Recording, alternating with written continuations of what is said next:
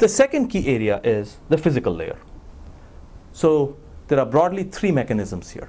So remember again, you have a particular channel, RF layer tried to clean out that channel, physical layer is now going to try to glean as many bits as possible out of a given channel. That's its job. So the first thing is, with 802.11abg, you had approximately 20 megahertz for every channel. Okay? So this is just the spectrum width, and this is the amount of, the bandwidth, the RF bandwidth that could be used in order to pump bits through the channel. As you would think of in terms of traffic lanes, if you double the number of lanes, you're going to be able to pump or speed up the traffic, right? The same concept applies. So think of 20 megahertz as effectively being 2 lanes worth of traffic. What 802.11n does is, in addition to the 20 megahertz, it gives you the option of setting 40 megahertz channels. So in other words, it widens the road from 2 lanes to 4 lanes. That allows a lot more traffic to go through, and hence increases the capacity of the network. So the first point is, getting from 20 to 40 just by blind math allows you to double the capacity. The second thing it does is, it allows for a better encoding, what's known as 64 QAM encoding. So it allows for a better encoding of bits to hertz. And this is really a very subtle point, hard to explain without getting into sort of deep math.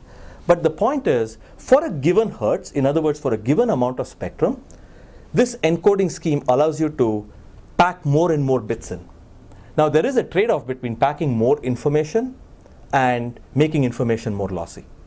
So all these RF layer mechanisms try to make sure that the signal is clean enough so that the signal is less lossy. And the PHY, relying on that, says, I'm now going to start pumping more and more information.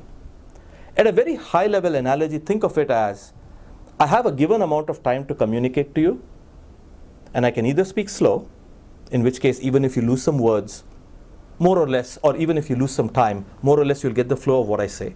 But the information that I communicate is limited. Or I speak really fast and communicate a lot of information. In which case, if you lose even a few seconds, you might actually lose information. But assuming that you get the entire communication, I'm able to pack a lot more information into you. So this concept of more bits per hertz is just the equivalent of speaking much faster in a given amount of time. And 802.11n is able to do that very effectively. There is a third thing, which is a mixed mode preamble. I'm going to skip that because, again, it is more it's a more of mechanics than core technology. And what I want to do in this talk is focus more on sort of the core technology aspects that cause 11n to deliver the performance that it does. So let's step back. In terms of the physical layer, there's wider channels, broadened the freeway. There's more bits per hertz, talk faster. And there's mixed mode preamble, which again is a way of wasting less amount of bandwidth and airtime.